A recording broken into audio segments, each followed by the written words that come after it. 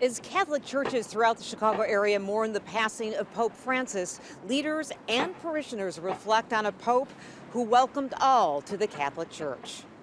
From his early days as an Argentinian priest to his years as the head of the Catholic Church, Pope Francis preached compassion for people who were poor, marginalized, and excluded, including the LGBTQ plus community. Evidently, he's the first pope that ever used the word gay, number one. I think it came in kind of in drips and dribbles along the way, and then it became a little bit more focused over time. Chris Pett is with Dignity Chicago. The 43-year-old organization helps support LGBTQ plus Catholics. Pett says the turning point came early in the Pope's papacy when he was asked about a gay priest. Pope Francis responded, quote, "Who am I to judge?"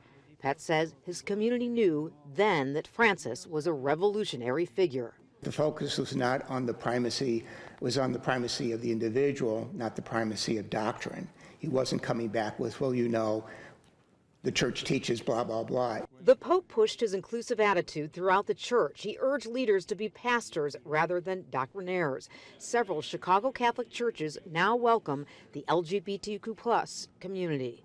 He had a very broad vision of, again, the doors of the church opening and welcoming people in and trying to share the message of Jesus as broadly as possible. And that message of Jesus included elevating the roles of women. Pope Francis made historic appointments to women in the Vatican. He also lifted women up who have always played important roles within the church, like feeding and clothing the poor. I think it was raising us up and recognizing the role that women do play in the church and have played.